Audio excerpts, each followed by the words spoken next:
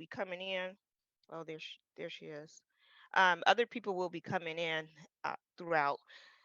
Thank you all for being here. I appreciate your continuing to support and uplift and um, your input and your thoughts and opinions about all the work that's going into this to the community engagement and CPC and the consent decree. So I continue to express. We're listening. We want to know what you think, what you feel. That's what we're here for. We're hosting these meetings on behalf of the community, and one of the purposes of the CPC is to elevate the voices of the people in the community. So please know that is what we're here for.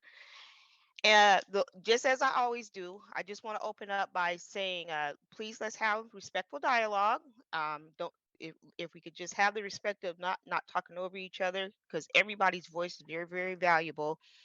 As I already just mentioned, please please be willing to share the space.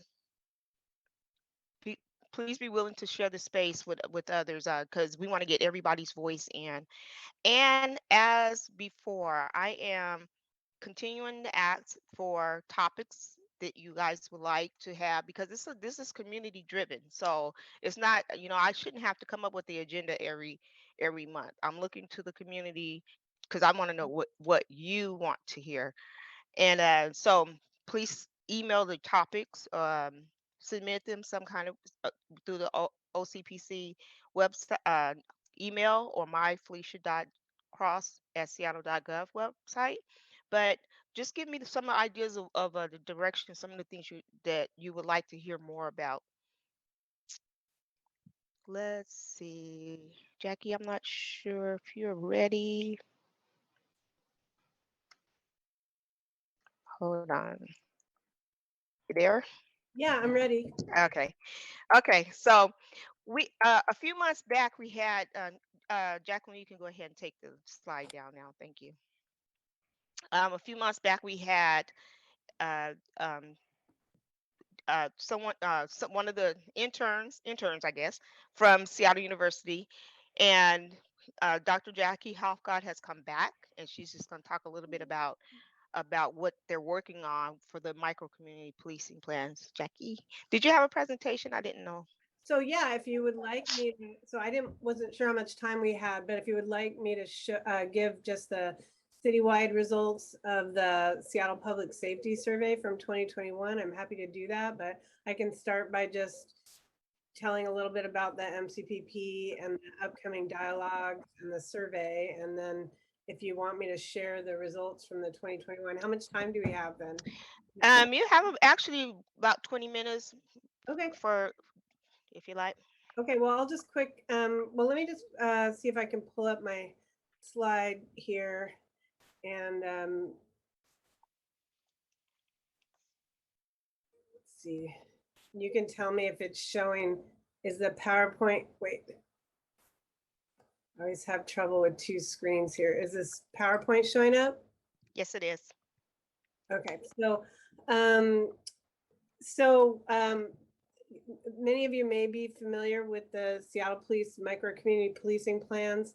I've worked with Seattle Police. Seattle U has worked with Seattle Police since 2015 on this initiative, and it has involved doing the annual Seattle Public Safety Survey and then assisting the precincts in police community engagement.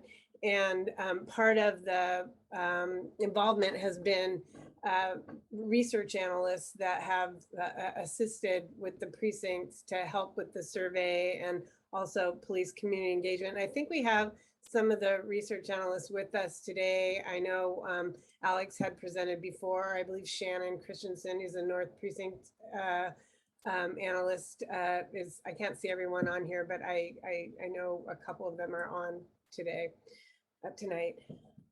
Just a few things about the background again on the MCPP. It originally started with Chief O'Toole, and the whole idea was that based on the idea that every neighborhood in Seattle is distinct and it was an attempt to direct police resources to specific issues within all of the micro communities.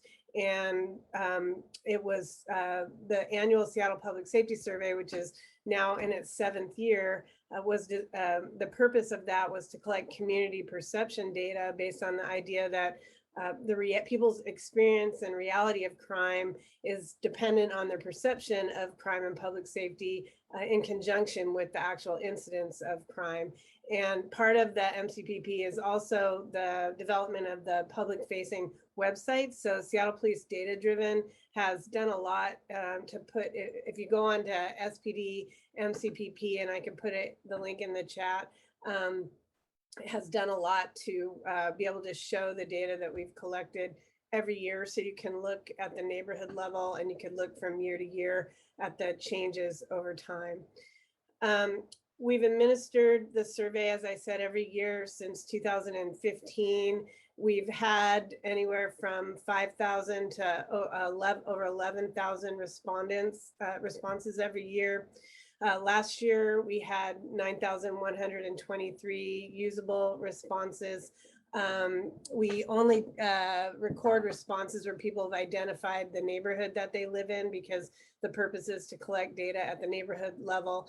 And every year we get about half of the responses that offer narrative comments. So we have an open-ended question at the end of the survey that asks people, is there anything else they would like to share about public safety?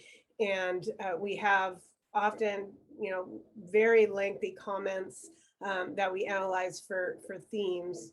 And so, and then we have the survey is administered in 11 different languages, and we do outreach throughout the city. We do it through Nextdoor, but that is just one of many different avenues that we use to distribute the survey. One of the roles of the research analysts, they're assigned to the different SPD precincts. And so their role is to go out and plaster the streets with the paper flyers, and we have little business cards, and they have extensive email lists, and we go out through social media. And so, there's many different ways that we try to get the survey out. The other thing about the survey, and I'm happy to answer any questions after I present some of the data about this, but it's a non-probability survey. So, which means that it's not just randomly administered to a random sample of the population.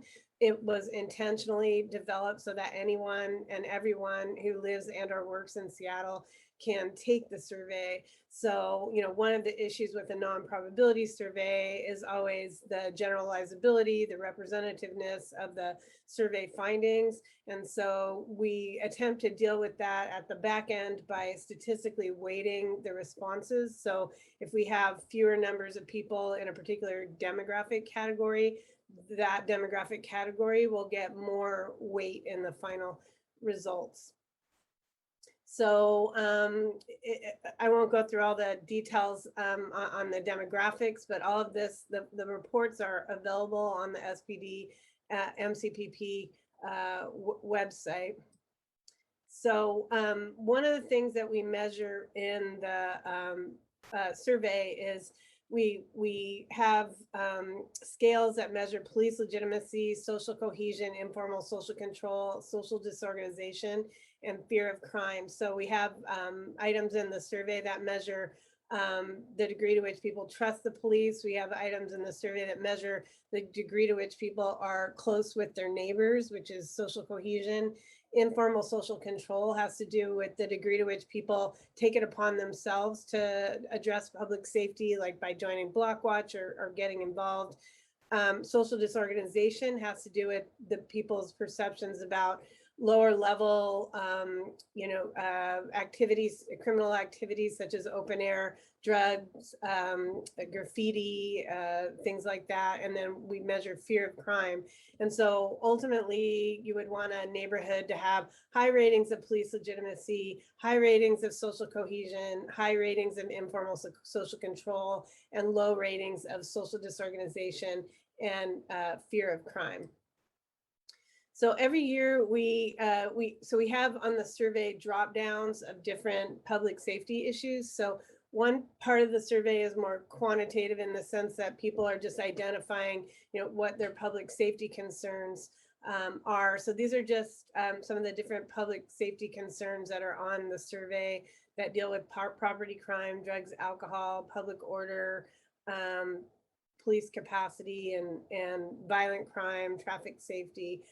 We also have themes, and these themes are identified in the qualitative data that come from the narrative comments that people give in the survey. And every year the themes change slightly because we read all the comments, and there might be themes that show up in one year that don't show up in other years. So every year we may add some themes. So this year there were 45 themes that were grouped into 15 indices. And so you can see here, people talked about police reform, police legitimacy, behavioral crisis, city politics, lawlessness. Those are just some of the themes and the items that were associated with those themes. So I'll just dive into the results, and then I'll just try to go through this relatively quickly. And then if people have questions about the general findings and just what we're doing next, which is the community police dialogues. So in 2021, the top public safety concerns were police capacity, property crime, homelessness, traffic safety, and public safety and community capacity. And then the narrative comments, property crime, public order crime, violent crime, public safety and community capacity, which has to do with people saying that they thought it was beyond the police, that other organizations, social services, mental health, other organizations need to be involved in public safety. And then city politics was the fifth most prominent theme. Violent crime made it to a top theme this year for the first time ever in all the years that we did the survey. It also made it to the top concern and top theme in many of the neighborhoods, which historically we have not seen that except for in a few neighborhoods, and definitely not at the citywide level. If you look at these scale ratings here, did you have a question, Felicia?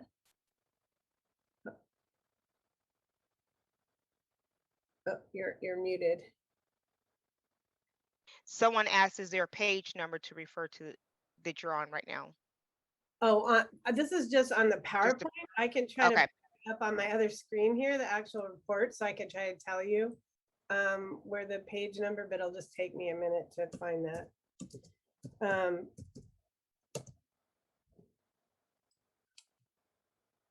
You mean the page on the actual report?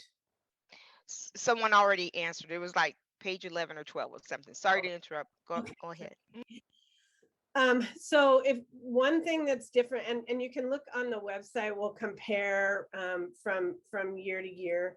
But one thing that does stand out in addition to the violent crime raising to the top is that if you look at the scales, police legitimacy has gone down. And then you can look on the scale ratings are here. If you look on the right, the diagram to the right, you can see that police legitimacy has gone down citywide from 2020 to 2021. Social cohesion has gone up, and informal social cohesion or social control has gone up, and fear of crime has, at least at the citywide level, has gone slightly down, which it's somewhat interesting, and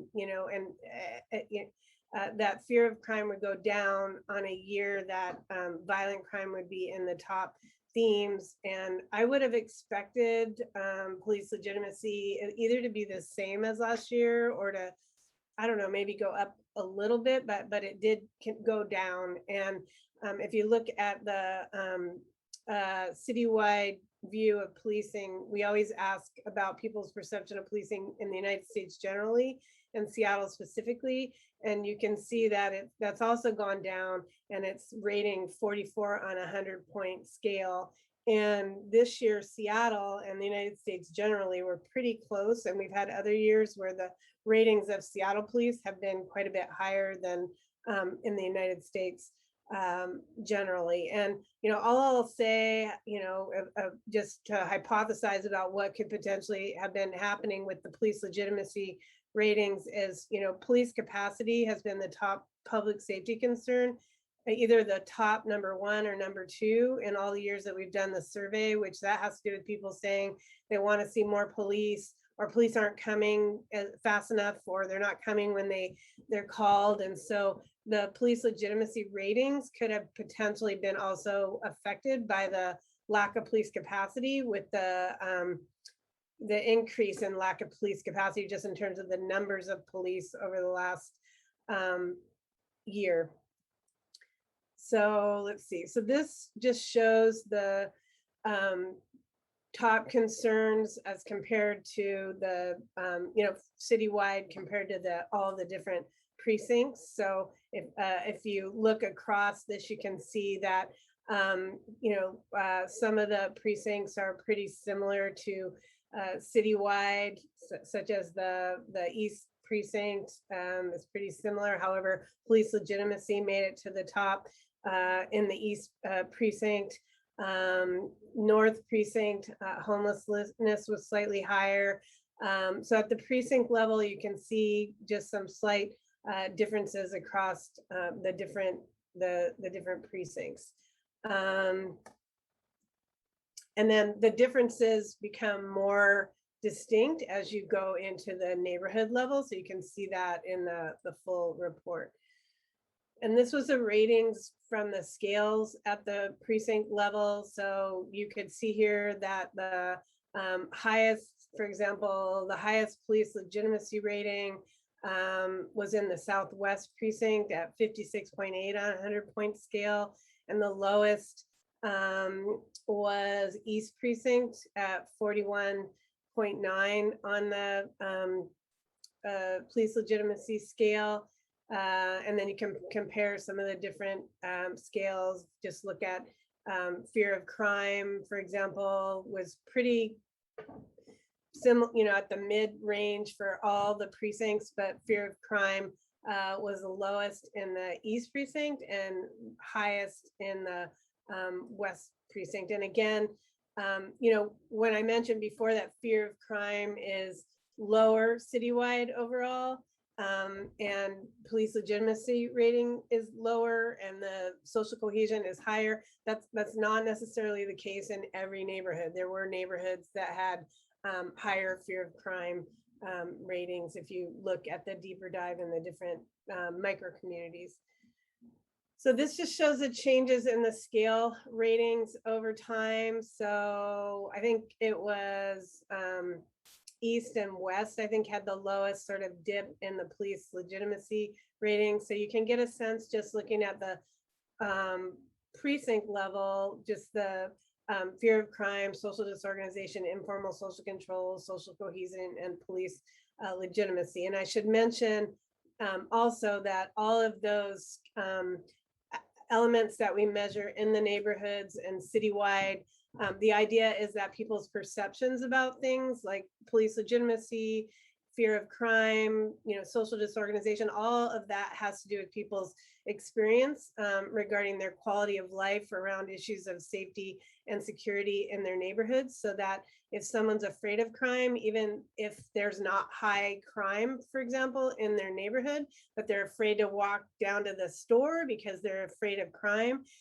then that is just as meaningful as the actual incidence of crime. And same with people's perceptions of police legitimacy. If people don't trust the police and have low ratings of police legitimacy in their neighborhoods, that has a huge impact in terms of their quality of life, their ability to rely on the police, trust the police. And so all of these things are important elements of the so-called health, if you want to call it that, of the neighborhood and the precinct. So one of the things we've looked at is just the citywide lowest and highest ratings on some of these scales. So these are just some examples for, so you can see the lowest citywide police legitimacy rating was in central area, Squire Park, with 34.3 on a 100-point scale. and the highest police legitimacy rating was in Soto at 71.5 on a 100-point scale. So a pretty big span from the lowest to the highest neighborhood citywide. And you could see, violent crime, of course, made it to was the top theme here in the central area. So that they, in Soto, violent crime made it to the top concern. And so some different public safety concerns and themes, you can look at that in relation to the different ratings on the scales. This is fear of crime. And so if the lowest fear of crime was 30.7, highest was in the international district. Let's see. If you look at social disorganization ratings, again, this has to do with people talking about their observations in their neighborhoods of lower level type crimes, such as vagrancy and open air drug activity and graffiti. So the lowest was Pigeon Point in the Southwest Precinct, and the highest was downtown commercial district or neighborhood. And then if you look at informal social control, which has to do again with people's willingness to get involved in public safety, the lowest was in Claremont, Rainier Vista, and the highest was in Madison Park. If you look at social cohesion, which has to do with the degree to which people say that they trust their neighbors, rely on their neighbors, the lowest was in Soto and the highest was in Lakewood, Seward Park. So 34 in Soto and 65 in Lakewood. So yeah, so that's just a general overview of the findings that we have from 2021. And again, you can you can go to the SPD MCPP website and look from year to year and put in different neighborhoods and see the changes over time.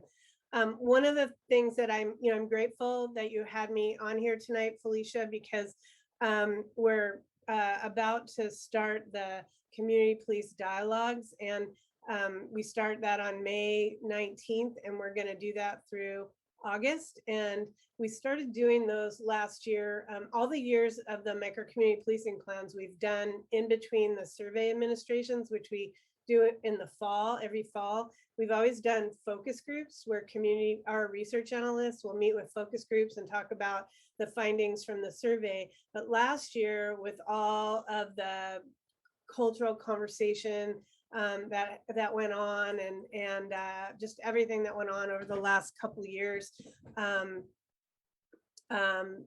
with the murder of George Floyd and the protests and just all of the changes that happened with COVID and everything, we decided to do community police dialogues that are organized sort of around a restorative type of framework, with the idea that we want to give people opportunity to talk about the findings from the survey with police personnel from the precincts, but we also want to give people an opportunity to have be able to discuss real-time crime and public safety and security concerns directly with police personnel. Because a lot of the questions that we had gotten over the years in doing the survey is, well, what are you doing with the data?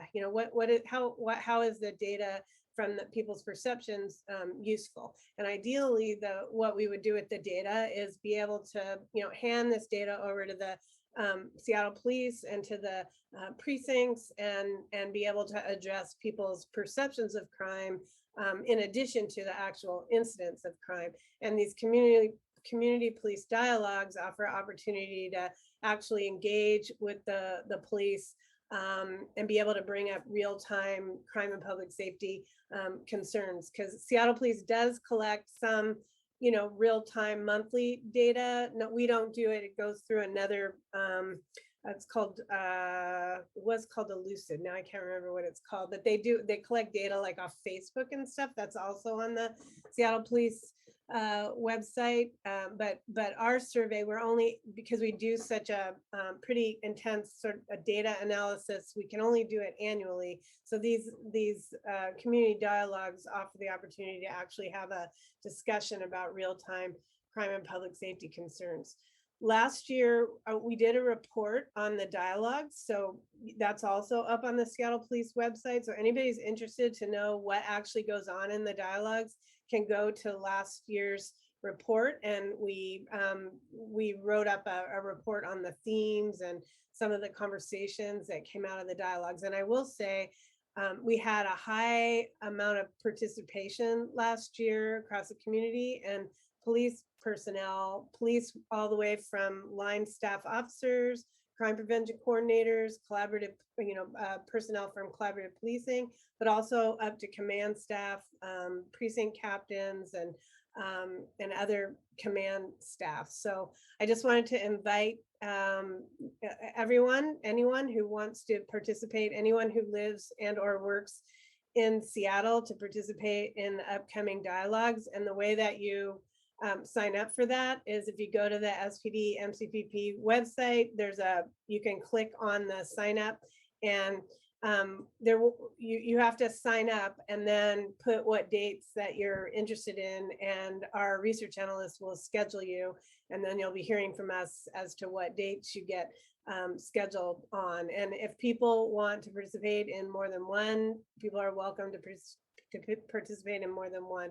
And we're really working hard. We work hard every year, in the survey administration, but also with the dialogues to try to get the word out to as many people as possible, to try to, make sure that as many people as possible know about it and participate.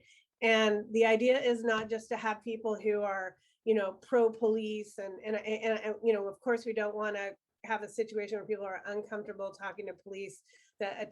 There's attempt to have, or the idea of this is to create a safe space for people to talk about their concerns about crime and public safety and security as community members.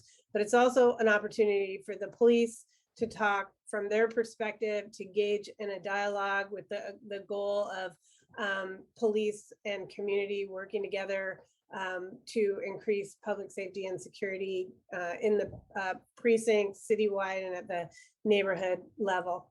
And I'll just end this just to say that, again, a big part of this collaboration has been Seattle University students who have served in these roles as research analysts. And I got these photos up here of all of the many different students who have participated since 2015. And so we've had, over 35 or so students who've been in these roles. And many of these students have gone on to work for Seattle Police as officers, crime prevention coordinators. For example, Jen Danner, who's the Southwest Crime Prevention Coordinator, was one of our first research analysts for the micro community policing. Caitlin Yep just got hired as North Precinct Crime Prevention Coordinator. She was one of the research analysts. We've had Jessica Chandler as an officer. She was one of our research analysts. So many of the analysts have, worked on this project, but then gone on to roles in SPD and also other law enforcement agencies, but also police oversight agencies and other positions in criminal justice. So I'll end there. And if anyone has any questions beyond this, feel free to email me or call me, and I'm happy to answer any questions that you have. So I'll just stop the share now, and then if people have any questions. Thank you, Dr. Halcott. Thank you very much. I know that there probably are a few questions. We just have a little bit of time, if you don't mind, just one or two. And the first hand I see is Dr. Gale. And let me see about. Okay, Dr. Gale, you should be able to talk now. Hi, can you hear me? Yeah, yep, and I can hear you. Okay. link to the website, by the way. So, Just, I have a number of concerns because we kind of had this rodeo back in November, and there were a lot of very critical questions from the community, which I'm not going to try to repeat all of them. If other people are on this in this meeting, they can raise them. But a couple of things, just right off the bat. Roughly, how much does this cost the city of Seattle each year? how much does it cost the city of Seattle? Mhm. Yeah. I think you can talk to the Seattle police about that. So I'm not prepared. You can't tell us. I don't know, Oh, actually. okay. I mean, Okay. I And record, but I've not been asked that. Sure. So I just,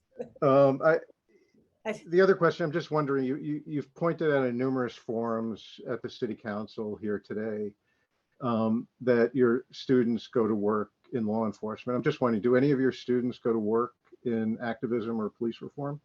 yeah, as I said, that they also have gone into police oversight and yes, police activism and police reform. We have a Okay, okay. So let's get to the heart. I think my biggest concern as a statistician and someone who has worked in research for 40 years is the fact that the sample it's not random, it's not stratified, it's not systematic, and it only represents 1.5% of Seattle, which you can do sampling that's less than 1.5, but there's serious problems when you have a non-random sample.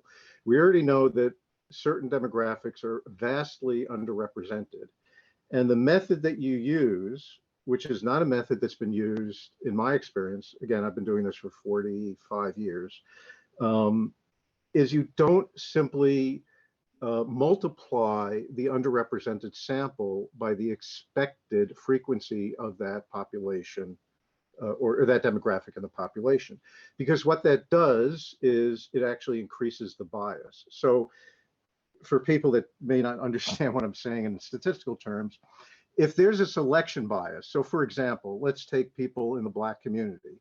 If people are selectively participating in the survey because they're part of the African American demographic committees, councils, or they happen to spend a lot of time on Nextdoor, and you simply take that sample and multiply it by 3 or 4 because you've undercounted Black folk, you're simply increasing a bias of your sample.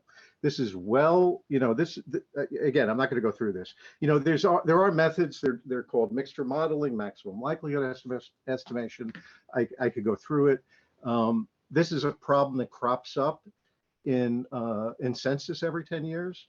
And since 1990, for the last 30 years, census actually used maximum likelihood estimation to account for this. So again, the bias is serious, and you can answer that, but last concern I have is the overarching concern is this is like a customer satisfaction survey. I think we're all here with the intention of improving the safety, public safety of policing. What that means to me, it would be a model like at a hospital or in an airline. You try to assess who has done harm by the way that services are provided. What we have here in this survey is simply asking people, did they enjoy their flight?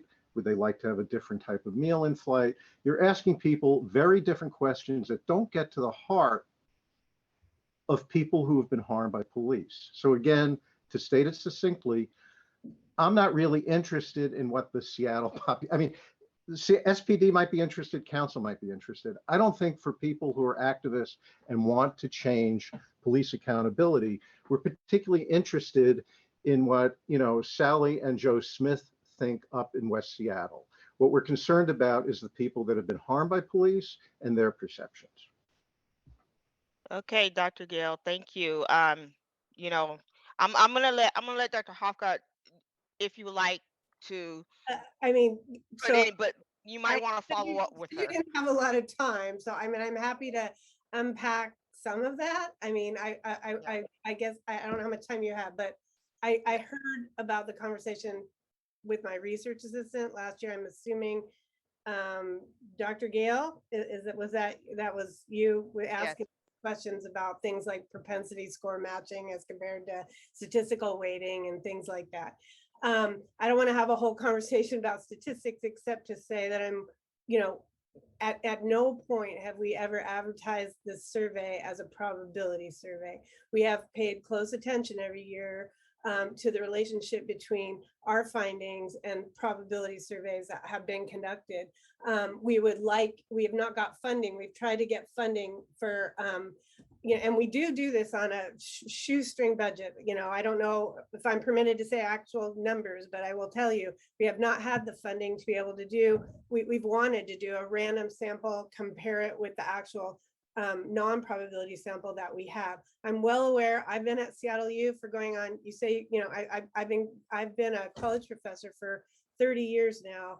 I'm well trained in research methods and statistics. And, we have done, this, as I started off to say, this was intentionally a non-probability survey. Probability surveys, I think the Downtown Business Association, different groups have done those. And you don't get any more than, say, maybe 600 people, 900 people. We wanted anyone who wanted to take the survey to take this survey. We have a lot of qualitative data that we collect. We wanted everybody who wants to say something to have the opportunity to say it. So I'm happy to discuss with you offline, some of these issues with the statistical weighting and the problems with some of that. By no means is this survey a survey that can answer the questions that you just raised. And it was a survey that was designed to collect data on community perceptions about public safety, as I said, based on the idea that no neighborhood is the same. And because the police wanted to have a more systematic way of collecting data on community perceptions than just relying on the people who say go to North Pack or Southwest Pack or whatever. There were only certain people that would go to some of these community meetings, and this allows the police to get a much broader swath of people. Is it perfect in terms of statistical generalizability? No, it's not a probability survey, but I will say that I know of no other survey in any other city that has collected data this systematically every single year at the neighborhood level. And so it's an excellent tool to supplement other tools that the police use to collect data about community perceptions to improve police community engagement in an attempt to increase public safety or improve public safety. So I see Reverend Walden has her hand up. Yes, it's good afternoon. Thank you for your presentation. My question is next door, because on next door is a lot of biases and actually, I mean, they have a lot of racist stuff going on next door. It's terrible. I mean, and so my concern would be any information that you collect from next door would be slanted and biased and borderline racist. Also, I just wanted to know, because I didn't have my specs on, so I couldn't see everything, and that's okay. But I was wondering, how does the data on the south end for the central? I know the central area came in not under. I mean, as far as police, servability or what they thought about the police was, understandably low.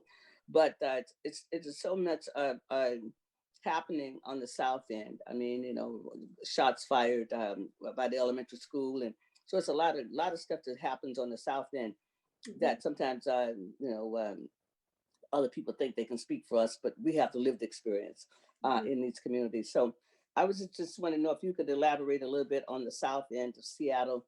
And I know you talked about downtown Seattle. I mean, because it's been a lot of escalating. And so also, when I first started doing this work, when people talk about perception is that person's reality. I mean, really and truly. And so when we talk about other people's perceptions, that really is they're seeing it the way they've experienced it. Perception usually comes from experience on some level. Maybe more people who are more educated than me might give another definition. But so anyway, I'll stop talking. If you could just talk a little bit about the South End, because we have two competing issues here in Seattle. We have a group of people who want to do both and. They want to talk about community violence and police harm. And then you have the people who actually want to just talk about one. But growing movement in Seattle is to do both and. And to do both and, we have to consider the mothers, the 81 weeping mothers who are crying I mean, Miss Dawson, Elisa Dawson, this is the second anniversary of her son who got killed 2 years ago on Mother's Day, who died in her arms down in the South End. We took flowers by her house today. Myself and Vicky Beach took flowers there today. So anyway, just wanted to know a little bit about the South End and because their perception is the lived experience of the escalating of violence that is happening. So I will say, so first, I appreciate your comments about the value of community perceptions, because yeah, people's perceptions matter, matter in terms of their, like I said, their quality of life.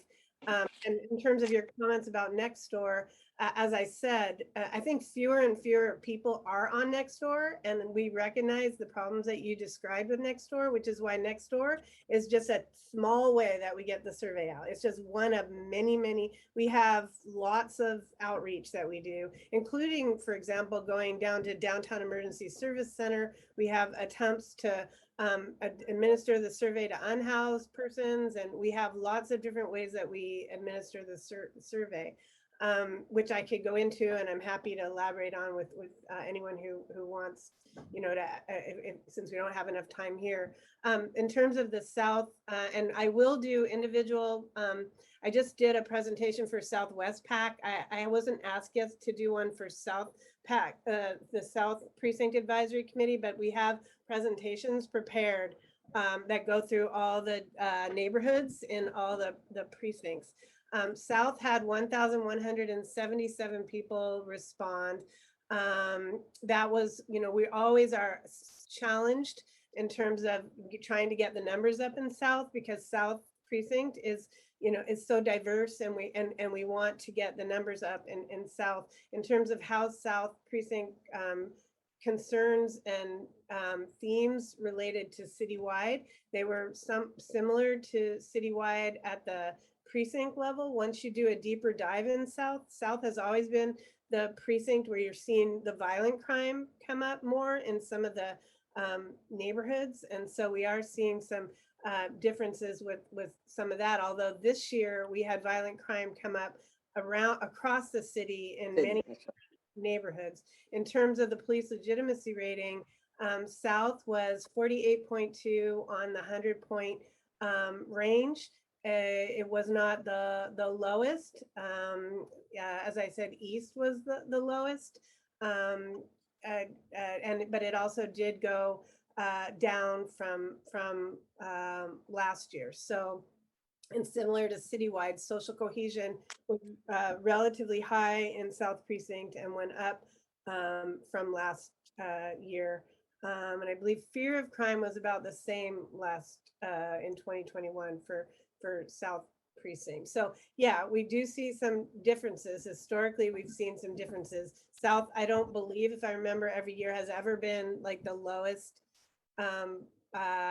police legitimacy rating. I think East was, has been a number of years, but the main thing with South is we have historically seen violent crime rise up in more neighborhoods in South than in other precincts, but not necessarily this year. I see another hand, Austin. Did I answer your question, Reverend Walden? Yeah, that's okay. I'll talk to you again about it, because violent crime now is Seattle's problem. And so when we say violent crime, people always picture the African Americans, but that's not always true. And also what is happening in the international district. I mean, that part of Seattle has been devastated with crime ever since the Friday started, when we started the protests in 2020.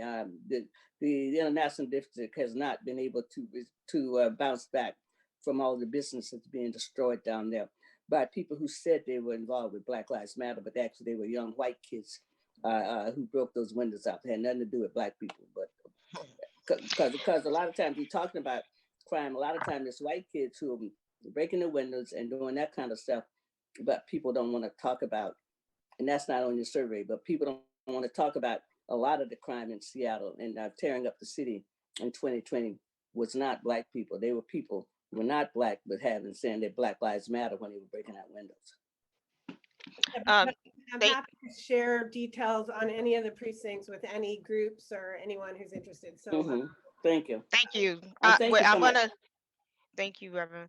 I'm sorry, Dr. Halcott. I'm gonna go ahead to the community member first, and then I'll um have your question answered also, and then we'll need to move on because we do have two other presentations for today. So Deontay, I saw that your hand was up. Did you still have a question? Is he still there? Okay, he says no. Okay, Austin. Thank you.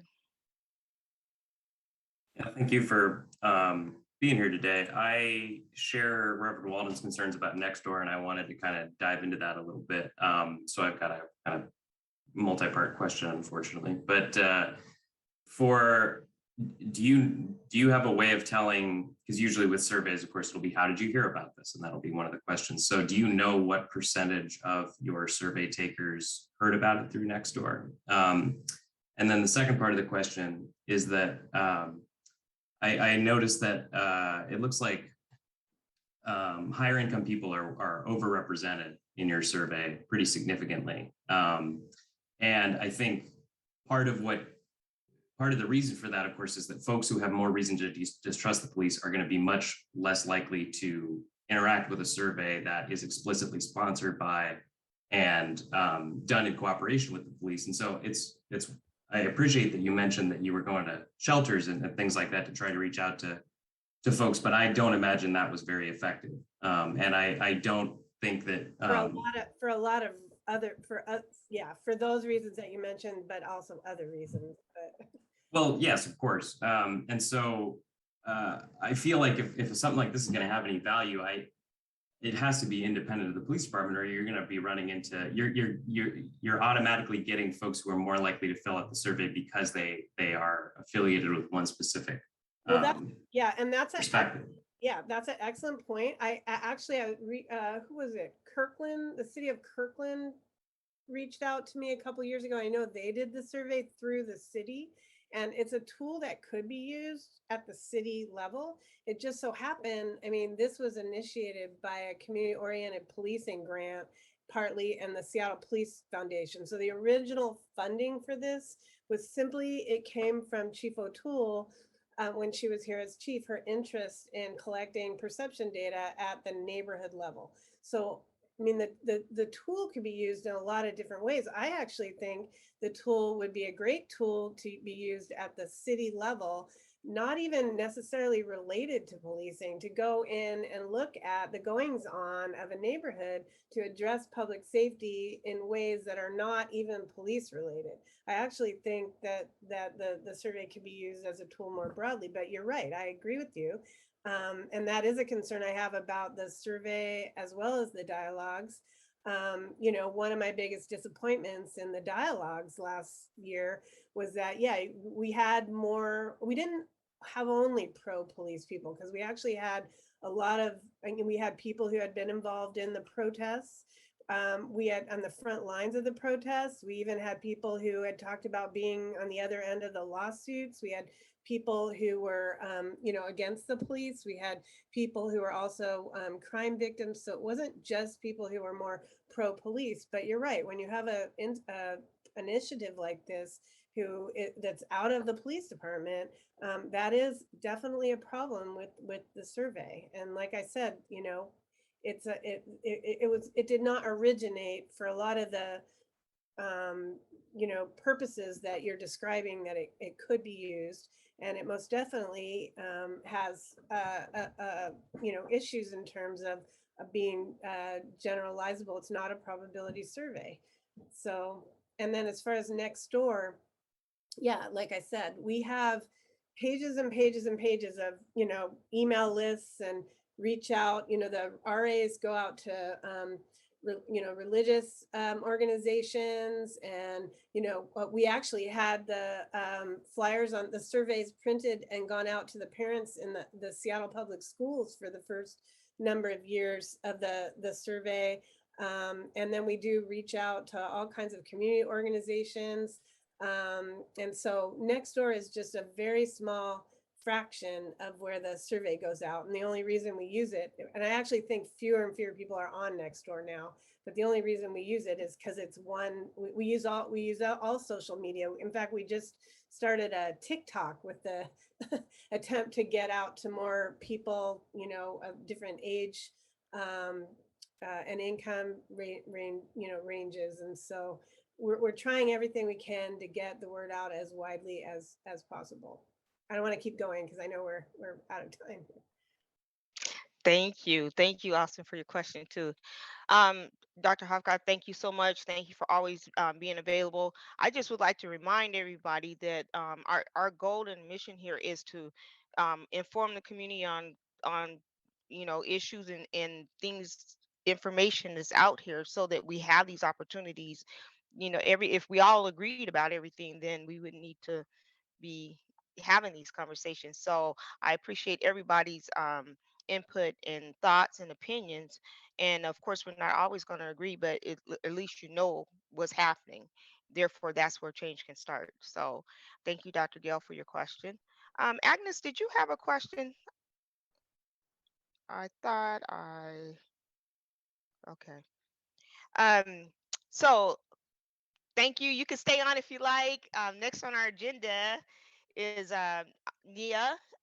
Nia is the senior policy advisor for CPC, and she's going to talk about CPC state legislative agenda updates in one of the workshops. She'll explain more about the work that she's doing. I'm very happy to be able to bring this information to the community because you don't always have appreciation for what goes on behind the scenes, and there is a lot of work that Nia particularly puts in behind the scenes. So, Nia, I'm very happy to turn it over to you.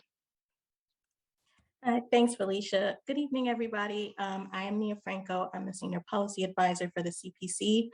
Most of my work centers around the supporting the commissioner-led work groups.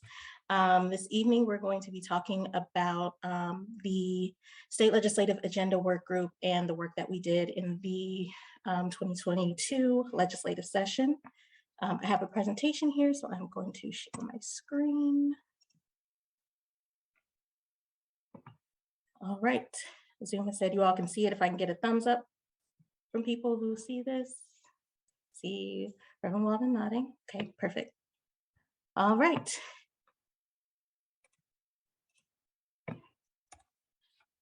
So just a little bit of background. This has been the second year that the CPC engaged in the state legislative process. Our first time was in last year's session.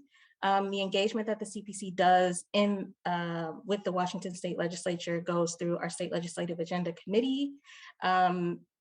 This committee does all of our preparations for the legislative session, and we begin that work in the fall of the preceding year.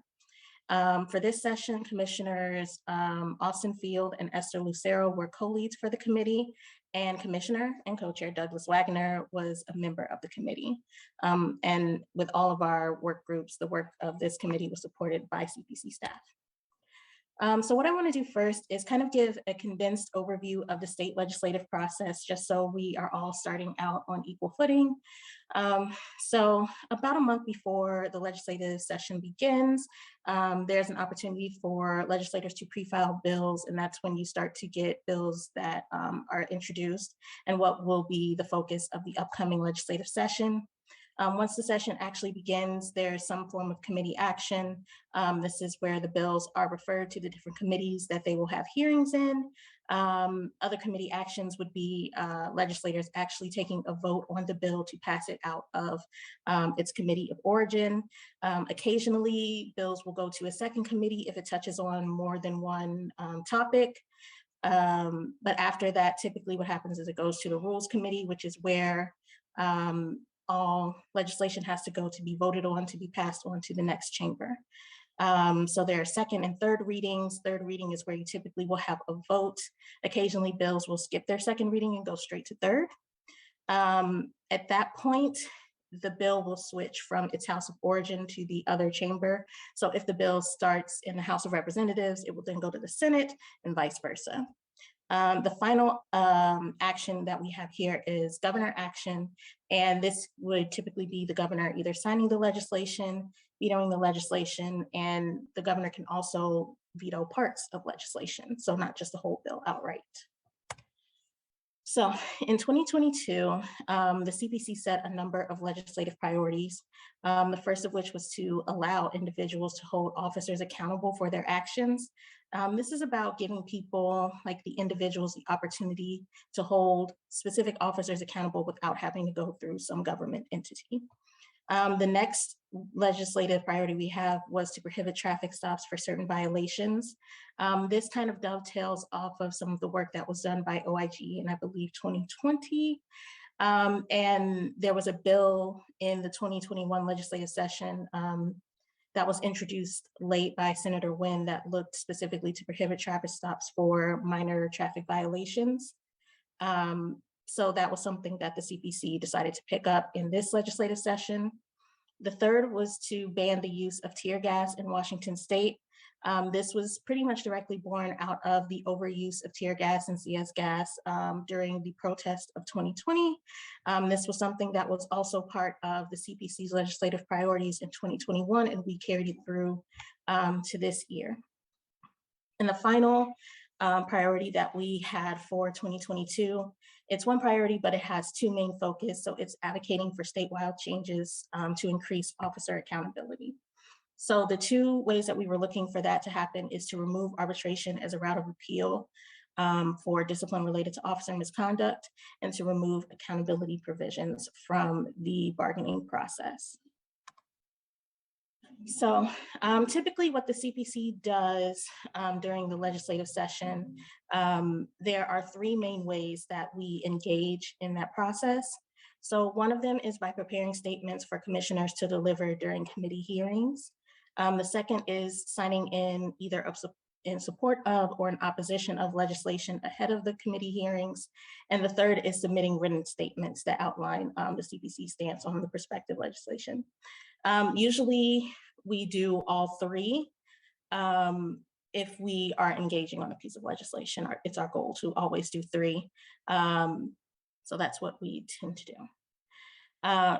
The other thing is that we also work collaboratively with partners who are advocating for similar slates of legislation. So this year and in the previous session, we worked closely with the Washington Coalition for Police Accountability and the ACLU of Washington. This year, it was mostly standing in opposition of pieces of legislation that look to roll back advances in police accountability work.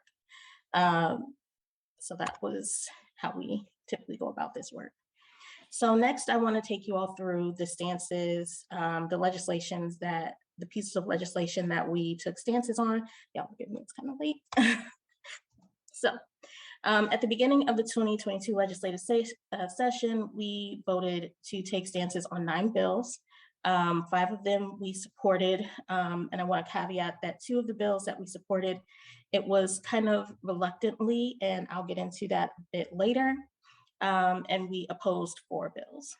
During the session, as additional bills were introduced and they fell under our priorities that the commissioners had voted on at the beginning of session, we looked to, we organized around those pieces of legislation to ensure that we were able to weigh in on the legislation. So there were 2 bills that fall into that category, and in the upcoming slide, you'll see that they have a little asterisk by them.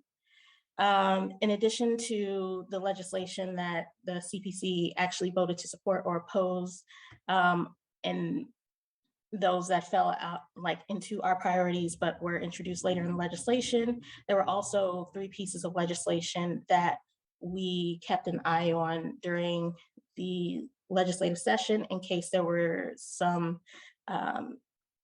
advocating or standing in opposition that we wanted to do related to those bills.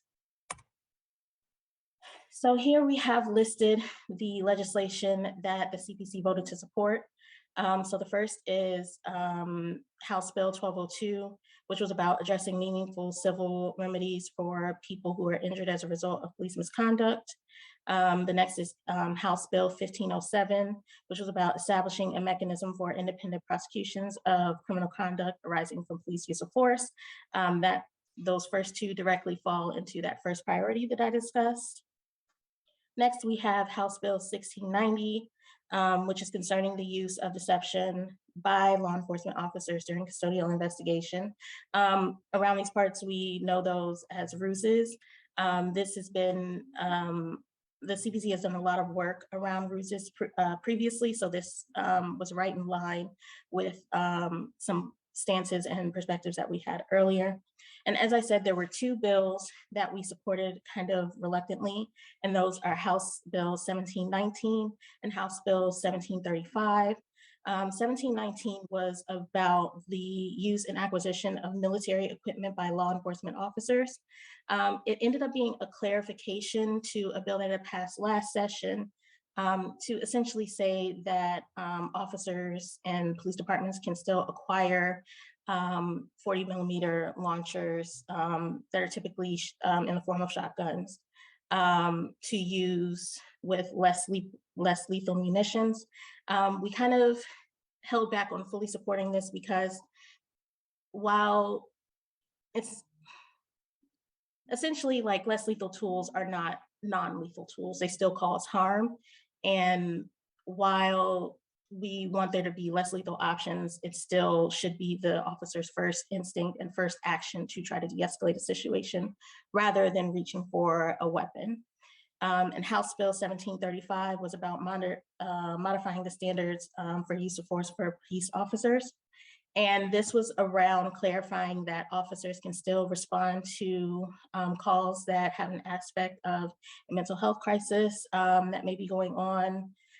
And we supported it because we do want officers to respond currently, but what we would prefer is if we could transition to models that are more about social workers or community-based mental health organizations responding to those types of calls.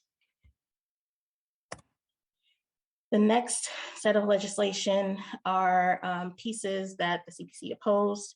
So that was House Bill 1589, which is concerning the authority of peace officers to use force.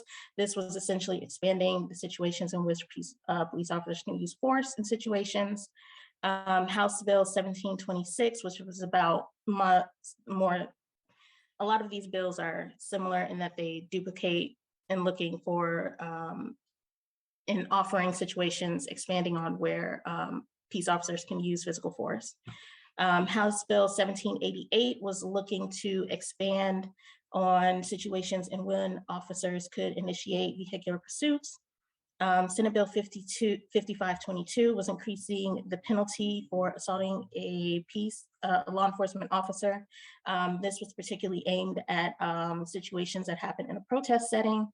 And you'll see our two asterisk bills here, House Bill 2037, which is about modifying standard of use of force for peace officers. This bill initially would have allowed officers to use force in Terry stop situations. And Senate Bill 5919, which was concerning the standard for law enforcement authority to detain or pursue. And this bill was introduced pretty late in the session, and it was actually a combination of House Bill 1788 in that it talked about vehicular pursuits, as well as House Bill 2037, which would expand when officers can use force in Terry stop situations. So those are the two bills that were initiated during the session that we also stood in opposition of. Finally, there were three pieces of legislation that the CPC monitored during the session. These were bills that we weren't quite sure where we would want to end up on, and we just wanted to keep an eye on how they progressed through the session.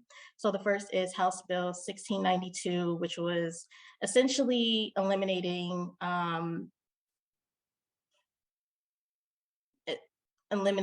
raising minimum sentencing for like a first degree murder charge by elevating it to aggravated murder in the first degree. The second was Senate Bill 5485, which was about prohibiting traffic stops for certain traffic violations. This one we ended up monitoring because we weren't sure if it was going to be picked up, and we wanted to take some time to do some more research and see like what particular types of violations would fall into this legislation. And the final piece was Senate Bill 5677. And this was a bill that was focused on increasing accountability, but we were unsure how much momentum it would actually gain during this session. It was a short session, only 60 days rather than 90. So we were trying to, in the best way that we could, conserve our energy and make sure that we were present for bills that had momentum behind them. So next I want to talk about the final disposition of the legislation. This is particularly the bills that we supported. As you can see, a number of these bills did not make it out of their committees. So those bills that did not make it out of committee were House Bill 1202, House Bill 1507, and House Bill 1690.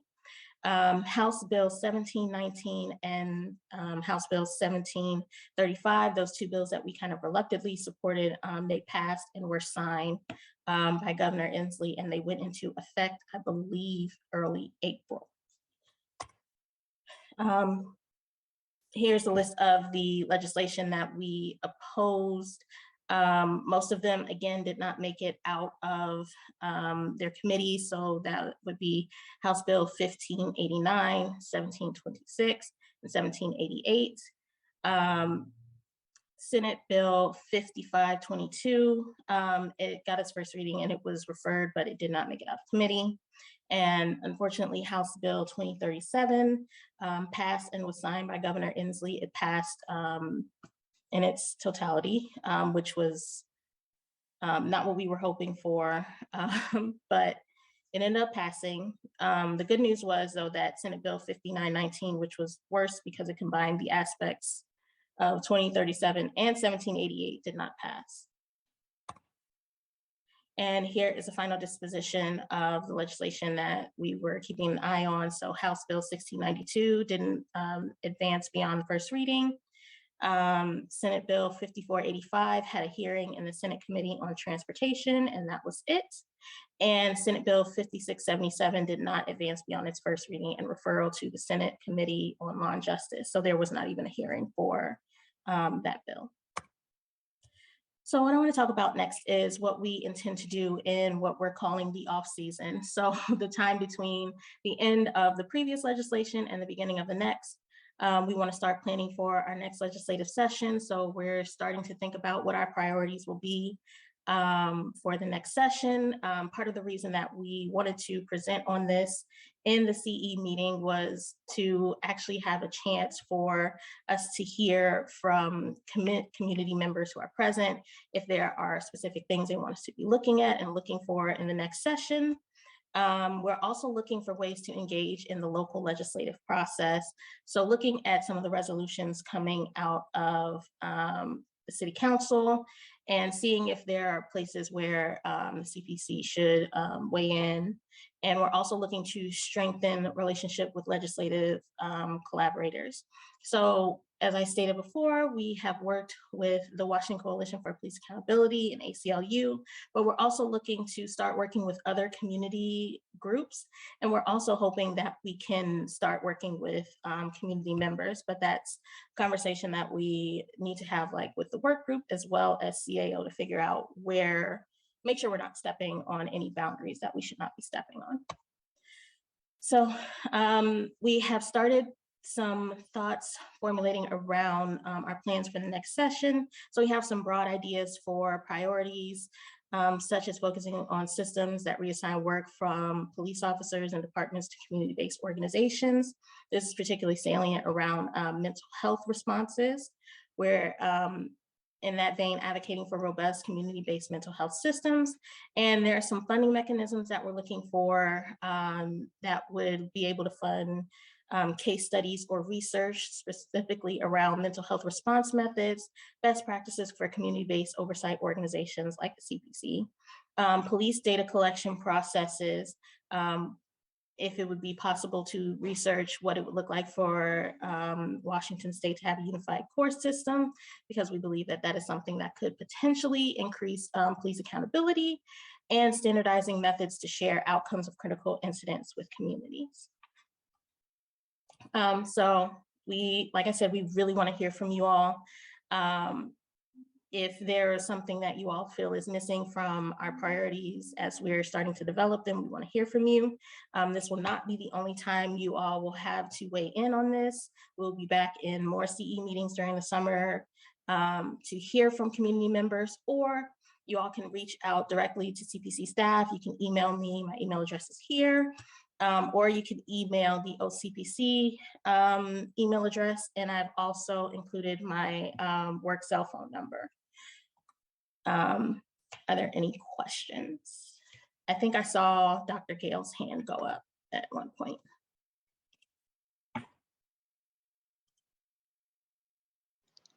You can stop sharing, I think. Let's see. Dr. Gale. I think you should be able to unmute now, Dr. Gale. Yeah, thank you, Nia. Actually, again, this is the disadvantage of not being able to see who's on the call, but I would prefer to defer to people who have been impacted by police violence to share their thoughts, and then you can come back to me.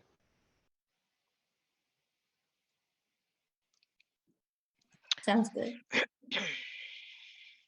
Let's see, any other hands? See.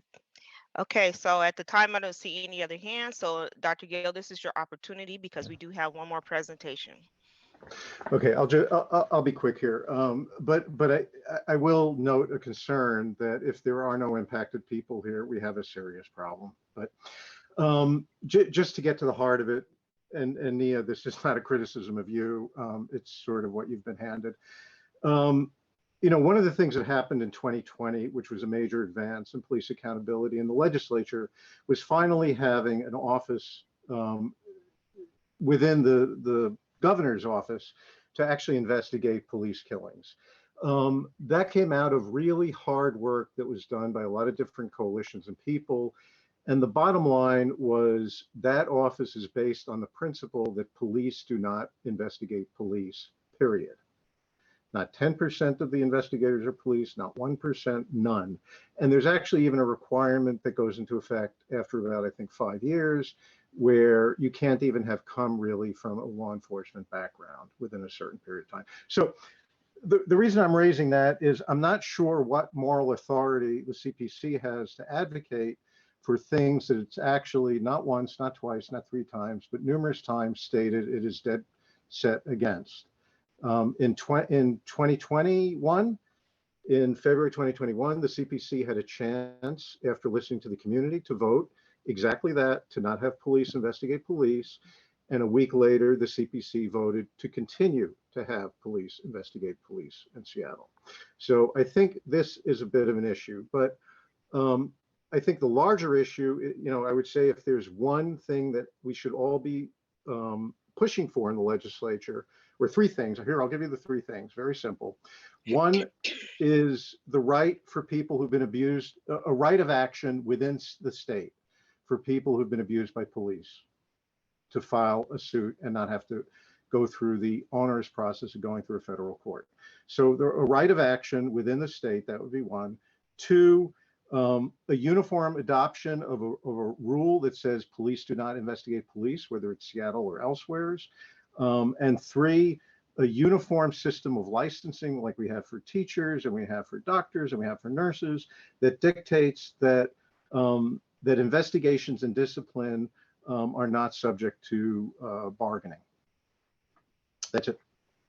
Thank you so much. Nia, were you able to get all of that?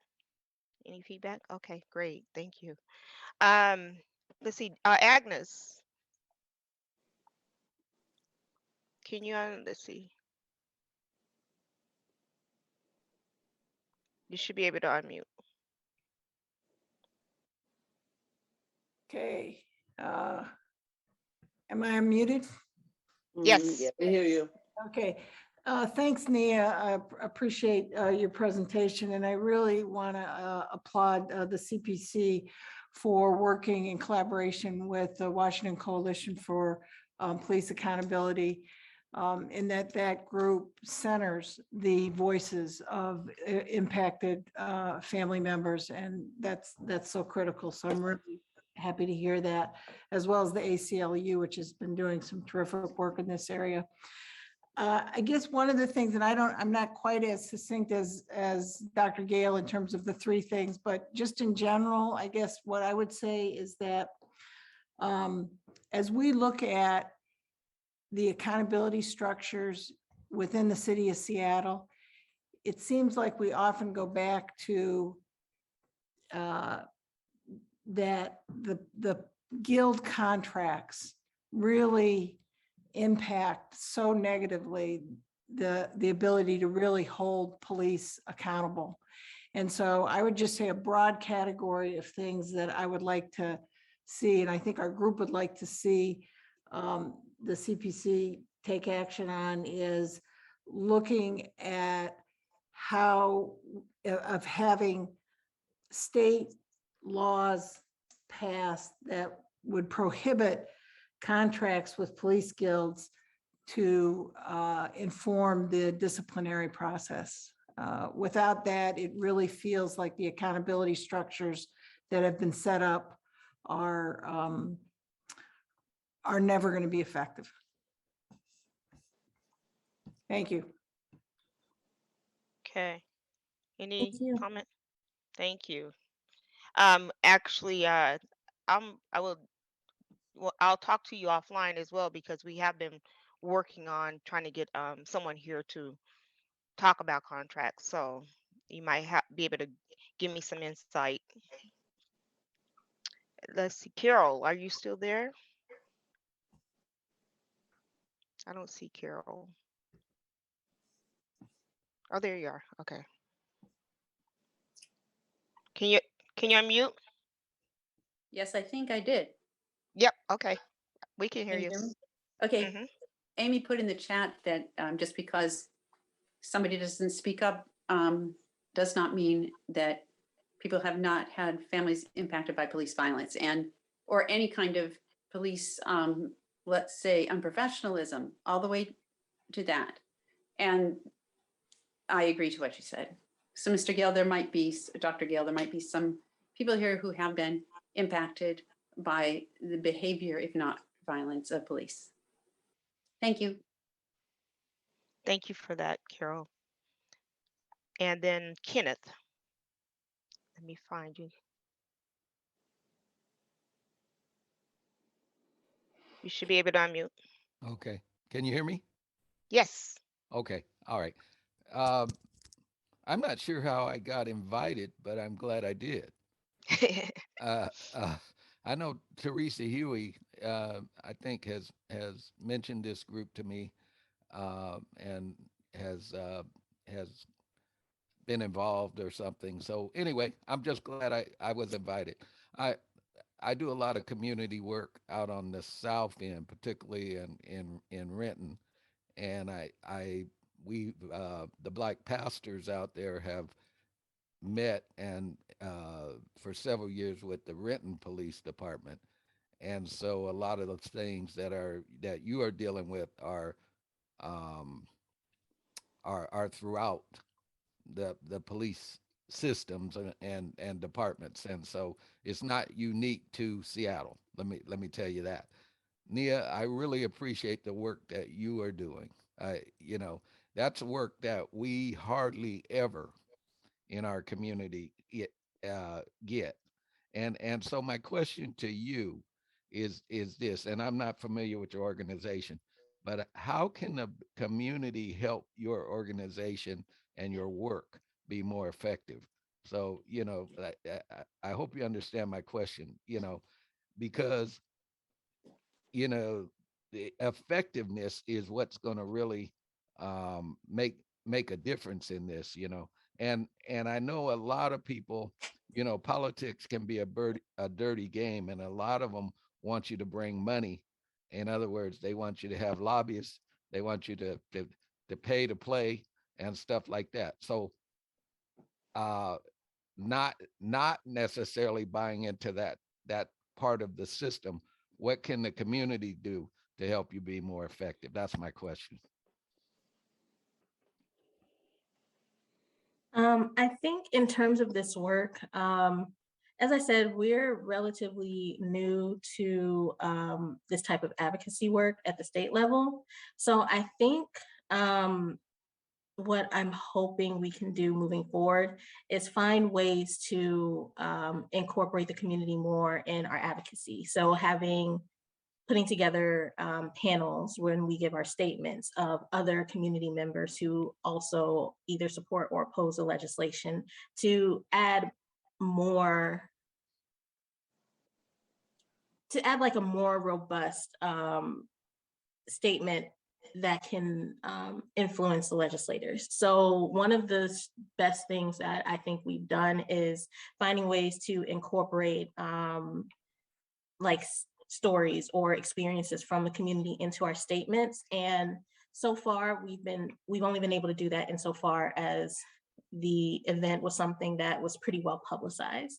But I think what becomes more powerful and what I've seen in those statements being delivered is hearing from community members who were impacted, like what this legislation means to them, how they like can visibly see how it will improve their lives or the lives of the people around them or the community. So I think once we do the work that we need to do to figure that out with CAO of how we can start organizing these panels, really having people who are willing to join into those panels and add their voices, I think would be extremely impactful. Also, we're looking to partner with other community organizations. Like we've hit kind of the grass, like we've hit some really important organizations like in being connected with Washington Coalition for Police Accountability and ACLU, but we also want to bring it a bit more local and actually make sure that we are amplifying and giving voice to the Seattle voice. So those are some ways, and we're still on our end working out how we can do that and how we can move forward in that way. So if you want to keep in touch, I will put my contact information in the chat. And when we start moving forward and figuring out what we can do, I can reach back out to you and let you know how we can have more community involvement. And I'll cede the floor to others in higher positions if they want to add anything else. Thank you, Nia. Thank you for your question too, and Mhm. for being here. I see I'm Reverend assuming, yeah. So we do have one more, and there'll be more to come. Trust me, there'll be all kind of ways for you to get more involved. And Dr. Gill, you just hold on. You're gonna get where you're asking for. It just can't all happen in one time. Felicia, I, Reverend Walden has her hand yeah, up. I see it. I see it. Hold on. Uh, Thank you. Um. So Reverend Walden, you can go ahead. We have about I'll be a little. really quick. I'll be No, really quick. I'm not rushing you. I'm just putting it out there that that there is one more Presentation. presentation. So if there's anybody else, if you can just hold your questions to the end. Okay, go ahead. Oh, I just wanted to, number one, thank Nia for the fine presentation. Also, this is the second year. Before we were engaged through the city's process. And so what Nia was meaning that we've been engaged down in Olympia for a while, but not to this level, because then we was able to be able to actually support bills on our own as a community police commission and not through the city's process. So also any individual can go to Olympia, what's on Zoom, or I don't know how it's going to be next year, but what it's going to be in person, and speak in favor or against a bill. And you don't have to be connected to a community organization. I mean, sometimes it's better, but the process is an open process. So. And then my comment is just to say thank you, Nia, and thank you for Teresa. Teresa, I see you on Zoom. Thank you for coming, and thank you for bringing more people. I mean, especially as we get more African American people to come out, and to be able to share their stories. I mean, we hear clearly from other people, but they, it's our community and we need people who are going to speak for our community and not people who are speaking for us, but people who are who lived experience in African American community. But thank you so much, Teresa. Blessing you for being here. I'm done. Thank you. Thank you, Reverend Walden. Okay, so the last presentation on our agenda for today is we're going to have just a little bit of feedback and recap of some of the assessments that had gone on in the last couple of months. And as I'm just going to state again two things before we run out of time. There are a lot of links about the micro community policing plan and the police community conversations. There are a lot of links in the chat. There is information about the work that Nia's doing. And if you have any questions, please reach out, and also please submit any topics that you may have. So I'm gonna turn this over to our executive director, Brandy Grant, for now, and she will take it from there. Thank you, Felicia. I really appreciate you. And I also wanted to say thank you again to Nia for the phenomenal job going over the CPC's state legislative agenda priorities and looking to the future. As we conclude this meeting, I just wanted to make sure that we had an opportunity to carve out some time to share with everyone some of the feedback that we were also able to provide to the monitor. It was the hope of the commission basically to provide a platform for community members to hear directly from the monitor and feel that the process was transparent, be able to provide input, any concerns before the final assessment goes to the court. Throughout January up until the April meeting, we had many high-level questions that were raised. We had concerns that were brought to light. There were ideas that came to light about where the city of Seattle appears to be regarding compliance and where we actually are. And we wait with you pretty much to see what the final filing will be that will go to the court.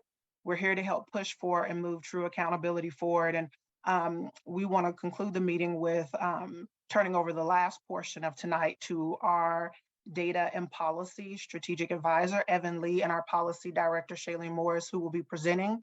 And I just want to thank my team again for all their hard work and amazing work behind the scenes. It takes a lot to uplift this work, and I want to give them a moment to have kudos go out to them. I have some amazing folks that are really working behind the scenes to uplift this work. So Evan and Shailene, I'm going to turn it over to you. Thanks, Brandy. I'm just going to take a moment because we've had a decent amount of lead into this, and I'm going to turn over to Evan, who is our policy and data strategist for our team, and he's done a really amazing job putting a presentation together to kind of talk about the work that those of you that have been joining us for our community engagement meetings for the last few months, we have been looking at their preliminary assessment. So in particular, we took a look at stops and detentions, and we also took a look at their crisis intervention. And so as a policy team for the CPC, a lot of the work that we do is kind of reviewing policies, red flagging anything that we think may have been an error, ways that we can recommend that people can move forward differently, with also keeping the community in mind lens and making sure those voices remain amplified. So that's kind of what Evan is going to go through, just a high level overview of the two assessments that we reviewed behind the scenes. Some things to keep in mind is that there was a third assessment that was released from the monitoring team that dealt with use of force. Our team was unable, based on kind of a tight turnaround, we got about a week before we needed to get that back. That was not enough time for us to really review, but also more importantly, a lot of it, we started doing some professional development work during that time, which was amazing for us. So you won't see that assessment here in this presentation. That was work that was not completed, but we did do the first two. And I want to hand things over to Evan. Evan will share a screen, go through your presentation, and then we have time for any questions at the end. We can answer questions that pertains to our assessment or any communications we have, but we also may have other folks present from either SU or the monitoring team that can answer any other questions you might have that is in particular to their work or how they may move forward based on our recommendations or the things that we flagged. So I'll go ahead and turn it over to Evan Lee. Yeah, sorry, excuse me. Thank you, Shailene, appreciate it. I just want to thank you, Nia, again, for doing all the great work with the legislative session. Definitely was great to see that. And give me 1 second. Let's see. Can you all see this properly? Just want to verify. maybe a little head nod from our panelists. Great. Yep, Yeah. it's great. So kind of wanted to start at stops and intentions key data feedback. And I want to highlight that for the stops and intentions, I only focused on some specific sections. And this one was quality of stops and frisks.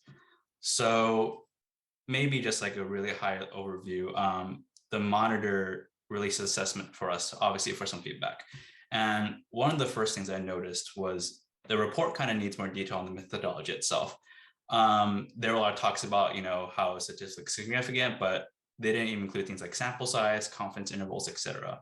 And I do understand that the assessment is citing a SPD stops and intention audit, but I think for the assessment report itself, it's kind of important to include this information so that community members can see, okay, from this random sample was conducted of all stops and frisk, it was significant, etc. And there was another interesting note that I noticed was that apparently officers adequately and appropriately articulated reasonable suspicion to justify 94.3% of stops. And although that does sound kind of like a high number, this is the drop from the monitor's 2017 findings, which was a 99% adequate and appropriate articulate reasonable response. And I believe in the assessment, it states that the primary reason for this is because the monitor handed over this assessments over to SPD for them to conduct.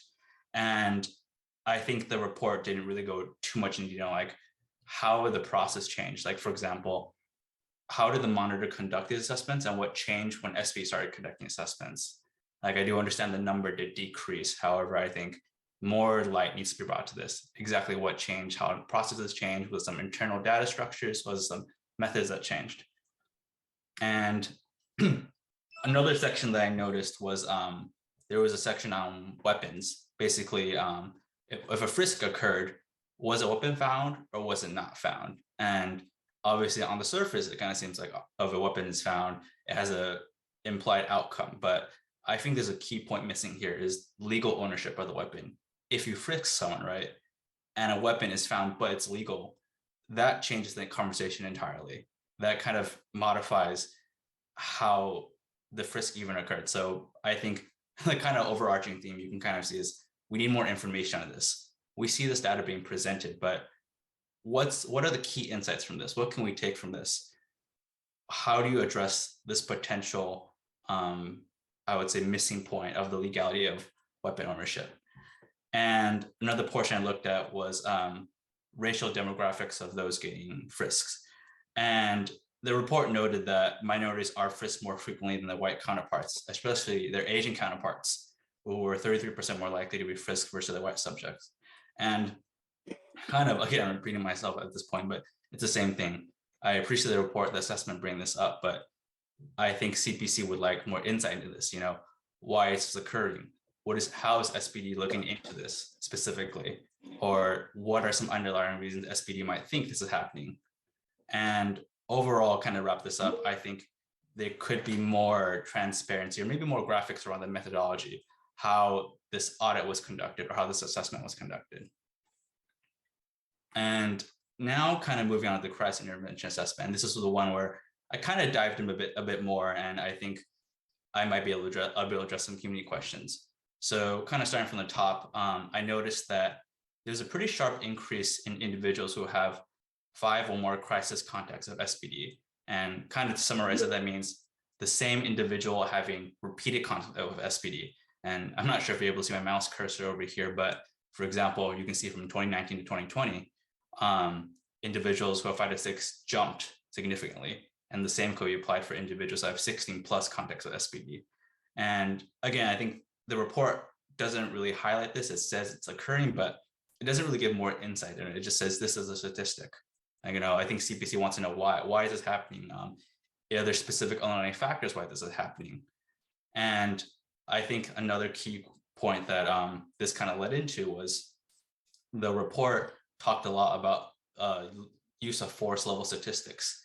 And that was unavailable in the public data set that I think the SPD data analytics platforms provided. And I'll get much into this later.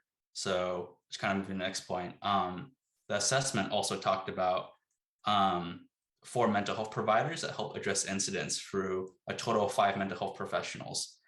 And again, like repeating myself here, but this kind of plays in a common theme with the assessments. There's kind of a lack of data background on the mental health professionals that are supposed to show up with police officers to behavioral crisis or crisis intervention stops.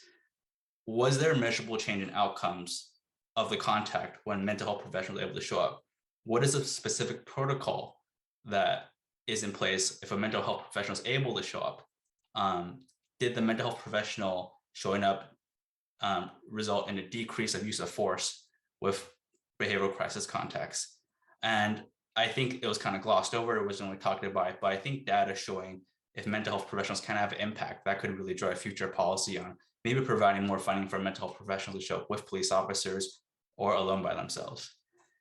And another key point, I think this applies towards all assessments, is I think a lot of these assessments compare data from year to year, for example, 2019 to 2020, or I think from like 2017 to 2018. But I think what would be good for these assessments is if they could include data from a longer time span, maybe from the beginning of the consent decree. But again, I'm not sure when the Seattle SBD data analytics platform was created. But I think being able to see how these numbers change over a longer time span versus just year to year is really important. Because if you just look year to year, it's kind of hard to see how trends are. I think, as we all understand, like trends, you need multiple points to understand how things are going. If they're going up, if they're going down, like just looking from 2019 to 2020, it does look like things are going down, but one could say, oh, maybe because of COVID, or maybe because of the pandemic, there were just less people outside, therefore crisis context decreased. And kind of diving back into the use of force data, and I'll kind of explain where I'm coming from here just to give a background. So the report cites different levels of use of force in the crisis intervention assessment. And there are 3 different levels. So I think type 1 includes uses of force like Hubble restraint or like indirect deployment of blast balls, which are not pointed at people. And this goes up to type 3, which is classified as major bodily harm, even deadly force. And this assessment highlights the different levels of use of force, but it's not in the public crisis intervention data set. It's only highlighted if force is used or not, something I think is a pretty big disconnect. And there were other key data points that are missing in the public data set that were mentioned in the crisis intervention assessment, such as race, age, etc. And the CPC officially provided feedback to the monitor team on February 4th, 2022. And I think these concerns were further brought up by community members on our community engagement meeting, February 8th, 2022. And based on this, I thought to myself, this is a pretty serious issue. If I'm seeing it and community members seeing it, this is something that I really need to bring up. So I kind of liaised with the SBD data analytics platform people, the one behind providing this data set, and basically set up a plan and said, hey, these are some concerns I have. These are some concerns the community has, could we get some answers on this? So what happened based on our conversations was that they explained that the use of force level data is not in the public data set for just 2 reasons. There's privacy and complexity. And just to kind of caveat, I might not personally believe this, but this is what the information I was told, and I'm simply relaying it. So the privacy thing is obviously like age, race, specific location where the incident happened. SBD's data analytics platform is looking to kind of protect the privacy of the individuals who were involved in this crisis contact intervention. They don't want people to be able to look at this data set, match it with another public data and say, okay, my neighbor across the street or my neighbor living with me is the one that had this intervention, and specifically target these individuals. And the complexity portion was that what they relayed to me is that there can be multiple levels of use of force for a single crisis intervention, a single crisis event. For example, you can have multiple officers show up, and each of them could, for example, use a type 1 force, or you could have an officer use a type 1 force, but another one use a type 2 or type 3 force. And they said that they were worried that including all of these into the data would confuse the public. And kind of getting this back, I kind of took a step back, kind of review what they said. And I think CPC still released a letter on March 22nd, basically saying that although we do understand these 2 reasons, privacy and complexity, this information is still really important. Like, I feel like if multiple levels of force are used in a singular crisis incident, that can't be simply summarized as, did force happen, yes or no? it has to be shown like, okay, there were like 5 uses of force in a single incident, or there's only type 1 use of force in the incident, or there was type 3 use of force. And basically what we're saying is we wanted to provide a platform for the SPD DAP team to say, hey, let's work together to release this public data set and explain to the public why this information wasn't released this way, or just find a way to make it work. And SPD responded on, I believe, I think April 5th this year with a more formal explanation of the emission data and other key points that the community raised. And just to maybe caveat, I do understand April 5th, now it's kind of, what day is it? It is May 10th. Obviously, it's been a month. I have been in jury duty for almost 3 weeks and I had just gotten back. So I just had a chance to read the letter. And obviously, I'm still working a lot in the back on basically seeing, okay, how do I bring community concerns into actionable items? How can I respond to this letter in ways that I think can have action for it and not just be like, okay, this is how things are done. I'm just going to sit here and take it. So thank you all. Yeah. Does anyone have any questions?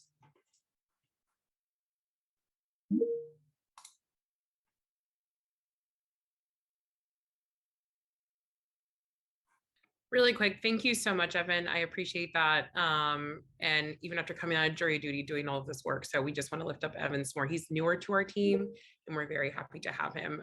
So if you don't have questions here in this platform, that is totally okay. He's also offered up his email, and staff is open and available to receive emails and potentially have more conversation in a public setting or maybe even correspond. So please don't be shy to reach out to us if you have something particular for Evan or Nia. I would always welcome that. Thank you, I Dr. saw, Dr. sorry. Gale, yes. Yeah, I think I saw Dr. Gale's hand if you have I a don't comment. see it.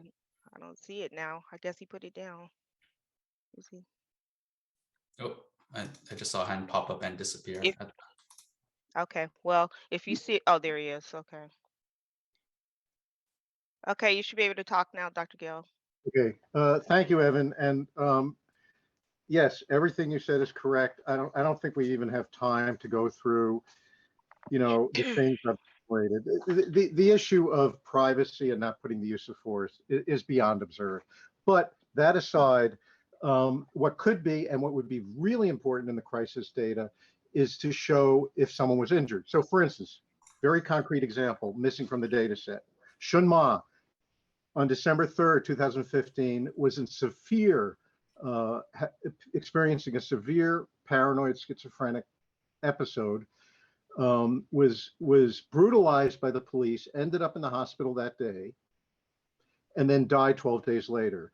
The medical examiner determined it was due to police involvement. It was altercation with police, homicide. That 7 years later still sits on the data set as just an abstract use of force. Guy was arrested, no bad outcome. So there's 8 other cases like that I've identified. I've been told by Brian Maxey, I've been told by CPC members that the data is there. It is demonstrably not there, and I can prove it. We don't have time tonight. I've taken videos of looking online. I looked online tonight. The data is not there. Now, of the 9 people, I did find that Terry Caver and Derek Hayden were actually in the data set. The problem is because the use of force is not noted, and a lot of the dates, you have a date reported and the date of the occurrence, which can be very different. It's very hard to find these cases. But in the case of Terry Caver, he was killed on May 19th, 2020. He didn't go into the crisis data set until 15 months later.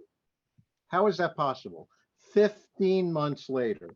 In the case of Derek Hayden, he was killed in February 16th, 2021. He only went into the data set a few months ago at the end of November. So I could go on and on. There's a lot of other problems with the data set. For instance, 20% of the data for the crisis contact is listed as no action possible or necessary. What does that mean?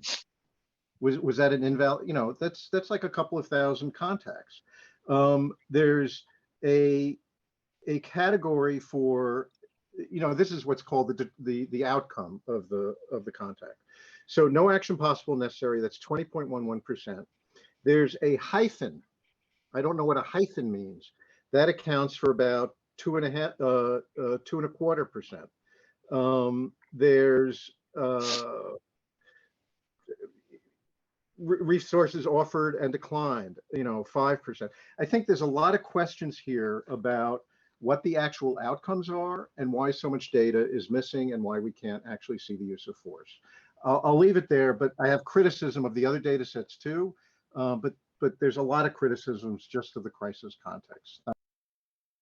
Yeah, I think I definitely understand that, Go, and I have similar thoughts. And I think maybe just to quickly respond to one of your thoughts, because I do know it's off the top of my head, I think for level 3 cases, I think the most serious cases, a potential reason why is because SPD has a force investigation team that requires them to kind of actually go interview the officer, ask what happened. It's up to the chain of command to kind of input this data into the crisis data set. Again, like, sorry, I don't know the specifics, but that might be the reason why it takes so long for those really high level incidents to enter the crisis data set.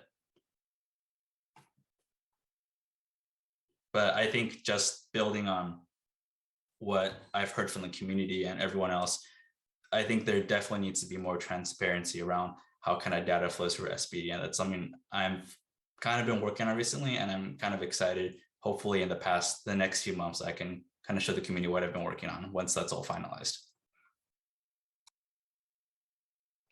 Thank you, Evan. Are there, let's see, I see one Kenneth other has his hand up. hand up. Who is it? Kenneth, I believe, Felicia. Okay. Okay, thank you. I, for some reason, couldn't see. Oh, there it is. Okay.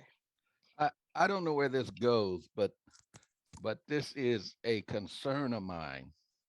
And I don't know where this relates into the data collection that's done with the police department.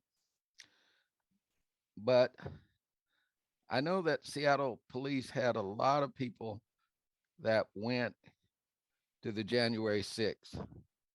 I call it insurrection. Okay. I would like to know if the Seattle police keeps record of officers that belong to these militia groups and other groups like that, because I think that is it. It leads to a lot of bad policing in communities of color. In other words, you have people that don't like the community, for one, policing the community. And so I think, it's incumbent upon on this group to try and get a handle on that, and then ask the police why. Why are those people that are adverse to the community on the police force? Yeah, no, I think I definitely agree with that. Like, if we have police members who are attending this kind of insurrectionist events, policing our communities, I think that's definitely where, and again, I am a bit new to this, the policing accountability. I did join this January, but based on what I know, I think, oh, it's okay. There were 2 out of the 6 police officers who were at the event. I believe 2 of them have been fired. But again, like, that's just a very broad, high level overview that I know of right now. I haven't really looked into it a lot, but I think I'm taking notes of all your concerns and like how these can happen. So I'm definitely keeping in mind. Okay. Any other questions or comments? We still got a few more minutes. Did you have another question, comment, Carl? I mean, excuse me. Okay, no. All right. Well, if there is nothing else, okay. I'm just wanting, oh, I see a couple of hands here.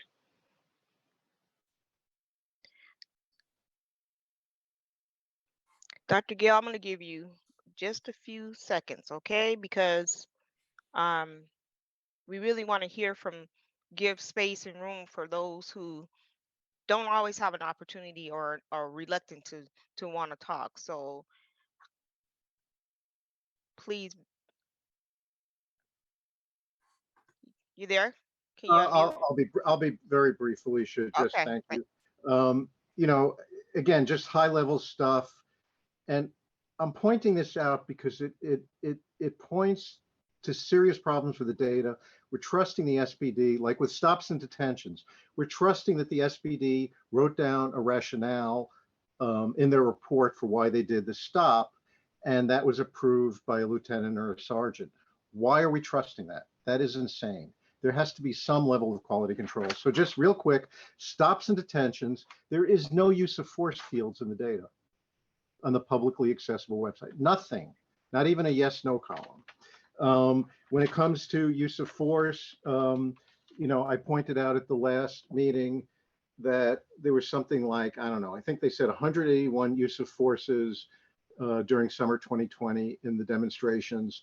And as I pointed out, in one 20-minute period on one day, I counted 100 blast balls. That is 100 independent uses of force. So I don't know how we come to 100, you know, 1 hour, 100 uses of blast ball, and yet we end up with 180 uses of force reports. So there's a serious problem with the data. And I think what people have been asking for is there needs to be some way, you know, to sample the data and see how it corresponds with reality. So that's it. Thank you. And you know, I just want to make the acknowledgement that in the beginning, when I've only been on this in this work right here for this position for a year, and when I first started, you would come to the meetings and come to these meetings and have your 2 minute, you know, public comment. And so I personally want to say to you, and I told you from the beginning that I wanted to hear what you had to say because you were always giving out the same information and the same, you know, data. And so I want it to be acknowledged. I want you to recognize that, you know, a lot of this work has gone in based off of some of those things we were finally able to get to hear you and to listen to you and to you know be able to articulate and look into. And so that's where I say, you know, presentation is everything, but I appreciate what you have, what you bring. Work with us. I beg you, work with us. And we are looking into as many of the statistics and the things, the information that you have brought forth as possible. I just want to say that I am so full right now. Thankful to my whole staff, everybody, all those that you heard from tonight, and those that were behind the scenes helping keeping things going and moving that you didn't see. And that's a team. Now we did it tonight, I'm giving kudos to everybody: Evan, Nia, Brandy, Emily, Jacqueline, Shailene, thank you guys all for stepping up and stepping in. And are you know you're going to start to hear more from the commissioners. And there are 21 commissioners on CPC. We are just the staff. So I'm loving the energy. Let's keep it going. Give me those topics. Let's do this. We can do this. We can do it together. If there's nothing else, I will say good night. Good night.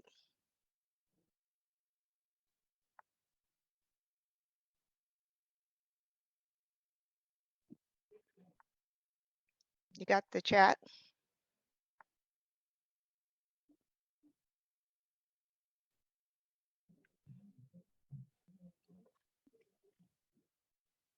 Yes, ma'am.